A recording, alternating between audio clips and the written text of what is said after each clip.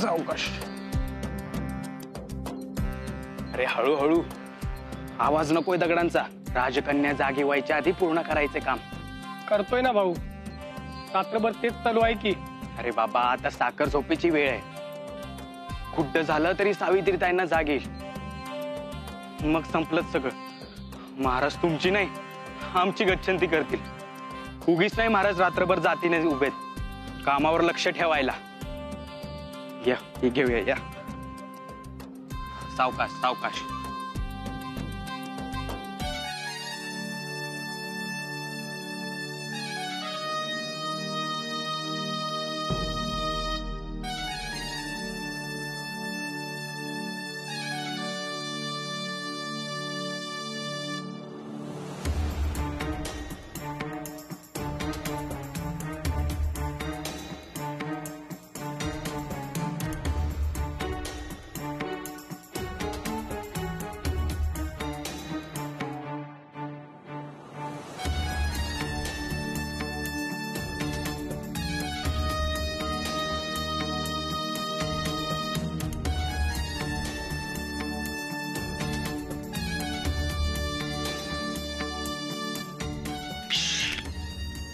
थांब, अजिबात आवाज करू नको. अशी सक्त आज्ञा आहे महाराजांची. का? सावित्रीला जाग येऊ नये म्हणून. तिला चकित करणार आहेत ना महाराज. म्हणजे तुझ्या अपयशाचा सोहळा आहे ना आज. सावित्रीचा 9वा जन्मदिवस. त्यासाठी चाललंय सगळं कौतिक. बगीचात तुझी सावत्र कन्या तुझ्या नाकावर टिचून मोठी होतीये आणि आजही महाराजांना तुझ्यापेक्षा अधिक तीच प्रिय आहे. तिच्यासाठी रात्रीचा दिवस करतायत. बघ बघ.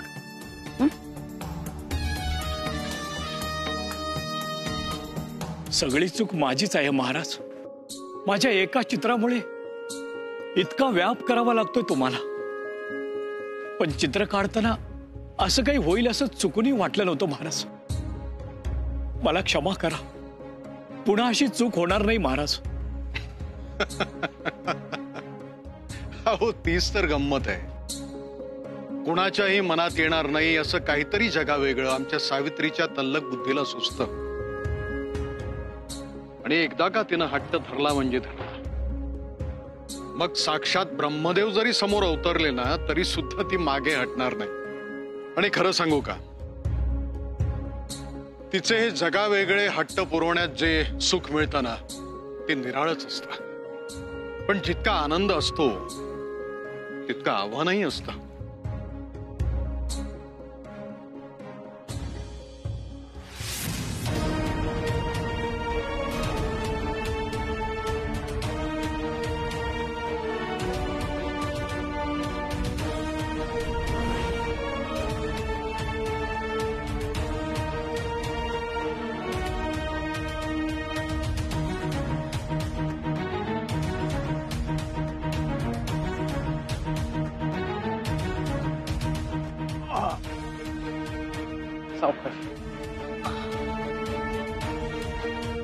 महाराज हरकत नाही.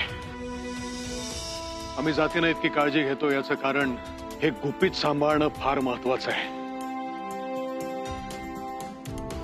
बाहेरचं जग पाहण्यासाठी सावित्रीनं हा राजवाडा सोडण्याचा धोका पत्करू नये म्हणून ते जगच आम्ही इथे आणण्याचा प्रयत्न करतोय.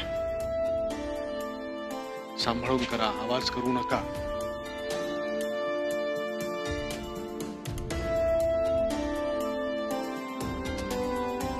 हळू.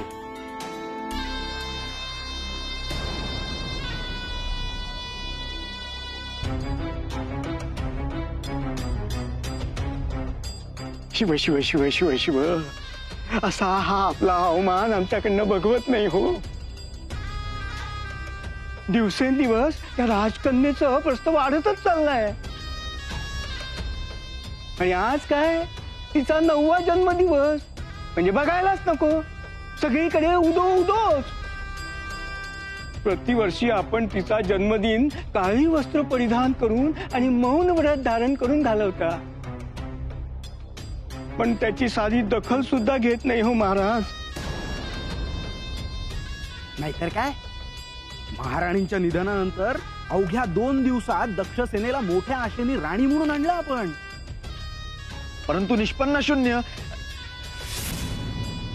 म्हणजे इतकी प्रभावी विद्या आहे त्यांच्यापाशी, परंतु महाराजांवर त्यांचा काही तो मोहिनी मंत्र चालला नाही. इतक्या वर्षात नवा वारस काही मिळाला नाही राज्याला. उलट सावित्रीचा प्रभाव वाढत चाललाय. बरं, त्या दक्षसणीचं लोणं आपणच आपल्या गळ्यात घालून घेतलंय. त्यांच्या बाबतीत अगदी धरलं तर चावतंय आणि सोडलं तर पळतंय असं झालंय आपलं. तात्पर्य काय? वारसाची आशा आणि हट्ट सोडलेलाच बरा.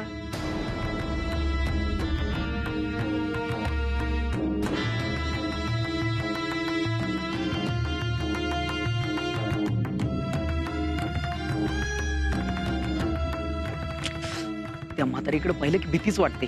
आग ओकतात तिचे डोळे. मग तू लक्ष नको देऊस. जरा तुझ्या त्या मोहिनी विद्येचा वापर कर माझ्यावर. म्हणजे दिवसेंदिवस आपलं कमी होत चाललेलं वजन ना, याचा विसर तरी पडेल मला. अशा शब्दात माझ्याशी बोलत जाऊ नकोस. खरंच वापरेन ना विद्या तर पश्चाताप करशील. जाग, खूप बघितलं तुझ्या वल्गना. ना त्या सावित्रीला नाहीशी करू शकलीस, ना महाराजांना अपत्य देऊ शकलीस. त्या राजमातेच्या डोळ्यात हे दोन प्रश्न नाचत असतात. नजर चुकवत वावरावं लागतं मला इथे. मग चुकव नजर, परंतु मला माझी विद्या गमावणं परवडणार नाहीये. ते एकमेव शस्त्र आहे माझ्या जवळचं. विद्या टिकवण्यासाठी ज्या काही अटी आहेत ना, त्या मी मोडू शकत नाही. अपत्य जन्माला घालायचं असेल तर मला माझ्या मोहिनी विद्येचा त्याग करावा लागेल. अगं पण वापर कुठे करतेस तू त्या विद्येचा? आणि विद्या टिकवून उपयोगच काय? ती नतद्रष्ट सावित्री असते ना सतत माझ्या समोर. तिच्यामध्ये ना असं काहीतरी आहे की माझी विद्या तिच्या समोर निष्प्रभ होते. त्यामुळे तिला इथून कायमची घालवल्याशिवाय अपत्य जन्माला घालण्याचा धोका मी पत्करणार नाहीये. म्हणजे थोडक्यात काय, तर तुझ्याच्याने काहीही होणार नाहीये. हेही नाही आणि तेही नाही. तू आपलं सावित्रीचे जन्मदिवस आणि तुझं जबरदस्त अपयश साजरी करत म्हातारी हो. तू तरी काय केलंस रे इतक्या वर्षांमध्ये? हा, दशबाहूंचं बळ घेऊन मिरवतोस, पण उपयोग काय त्याचा? माझ्यावर वार करण्याआधी स्वतःच्या कर्तृत्वाकडे बघ. तू तरी काय मोठे दिवे लावलेस?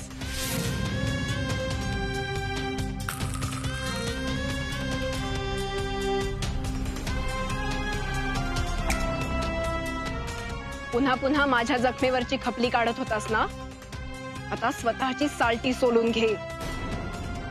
स्वतःला चापकाचे फटके मारत बस. निघ.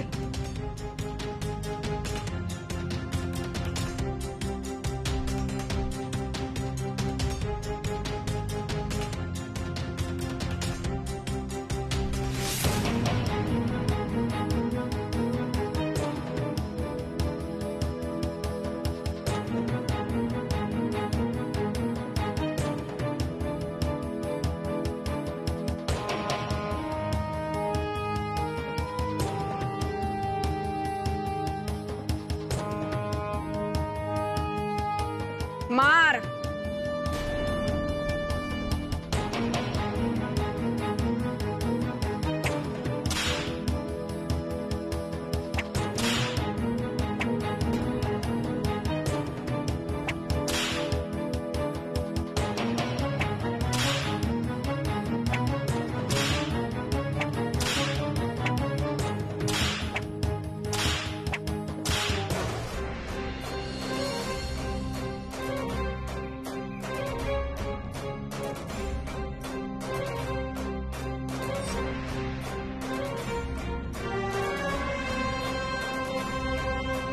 जांभळ्या, करवंद्या, उतरा खाली.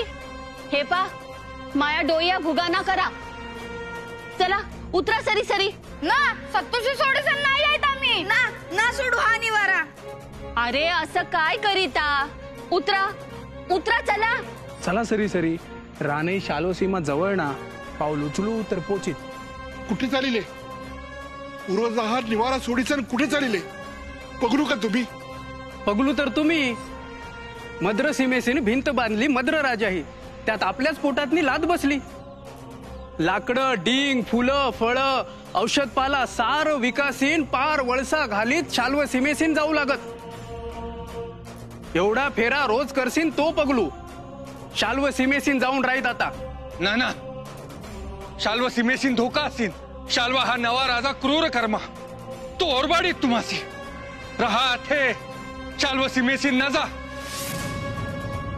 पण नवा राजा क्रूर कर्मा तूच कुठून कळीत? तू तर अथे असेल 9-10 वरीस.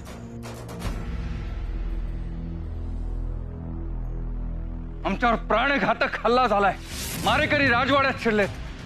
कुणीतरी आम्हाला मारण्याचा कट रचलाय. आणि तरी वाचलास तू? आता नाही वाचणार. जिवारी घाव घातला सुग्रसेना.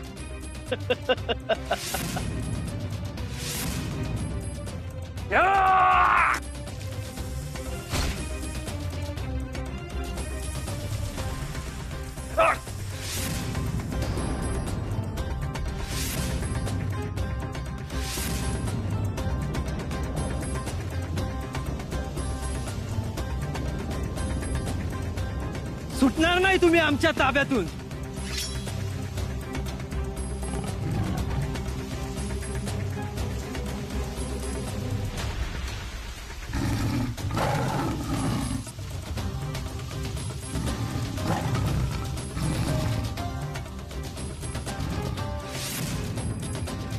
दद्दा ते राहीत. आधी सत्तू कुठे असीत ते सांग. माई पोरं त्याही सोडून निघित ना. पा खाली उतरी ना. जांभळ्या करवंद्या उतरा पाहू. उतरा खाली. ना सतवाडा सोडून नाही येत आम्ही. पायी पायी कुठे असीत सत्तू? उतरा उतरा खाली. थांबा.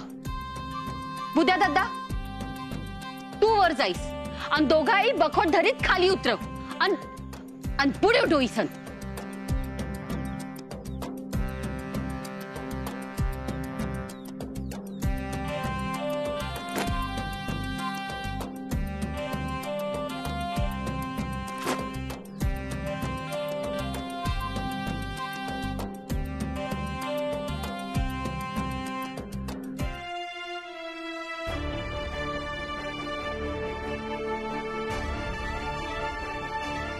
चला सरी सरी चला. ती भिंत नसीत तर कशापायी वेळ येईल घर सोडून जाऊ. हा तुमचा तातो भिंत ओलांडू गेला आणि भिंतीवरून आले ना सैनिकाई बाण. जीव गमावला माप त्या भिंतीपायी. ना नको. शाल्व सीमेसीन जे गेले ते सुखी झाले. चला सारं सोडीत ते गोडीत ना रडूगिळीत सोडीत. चला चला सरी सरी.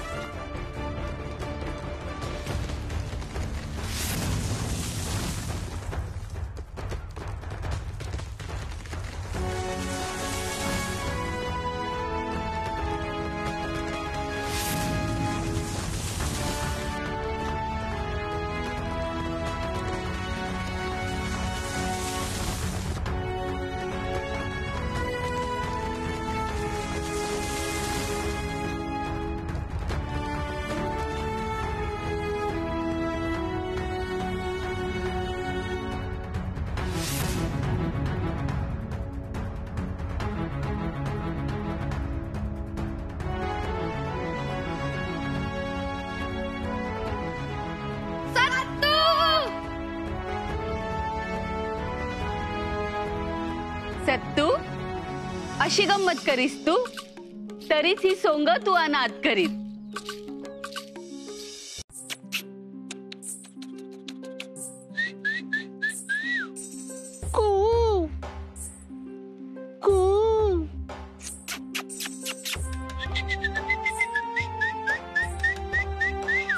अरे चिमणी उठली, साळुंकी पण उठली, आमची साऊ उठलीये का? आमची वाघीण उठली. ए साऊ, साऊ असं नाही करायचं हा. कुठे आहेस तू?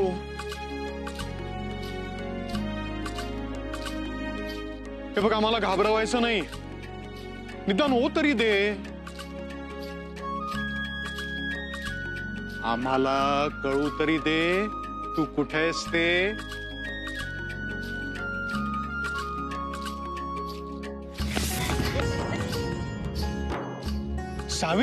सावित्री, ए साऊ, अगं निदान हो तरी दे, मला कळू तरी कुठे आहेस तू ते. अरे साऊ थांब जरा.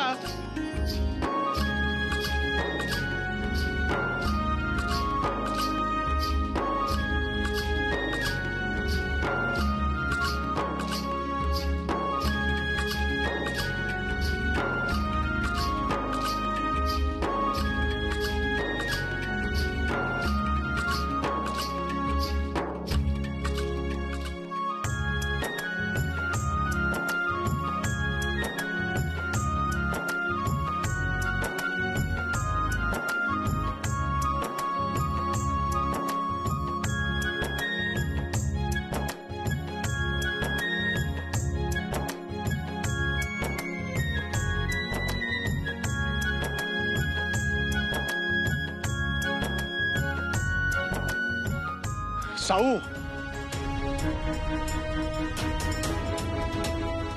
साऊ,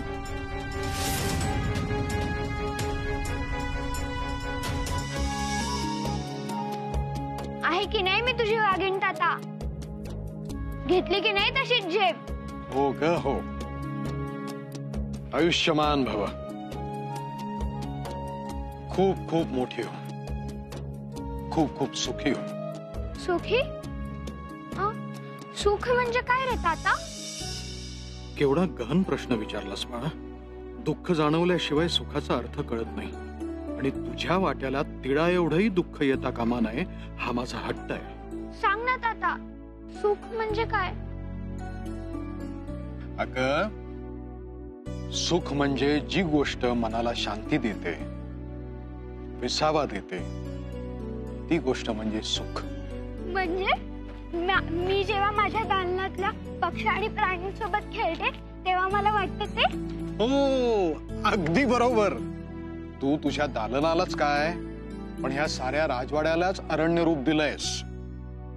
सगळे खेळ प्राण्या पक्ष्यांचेच. हो, पण एक गोष्ट राहिली आहे. कोणती? पाहिलंस नाही ना राहिलं लक्षात? ह्या जन्मदिवशी तू काय देणार होतास मला? काय देणार होतो बरं? काही बोलू नकोस, मला माहितीये तुला सगळं आठवतंय. ते बघ.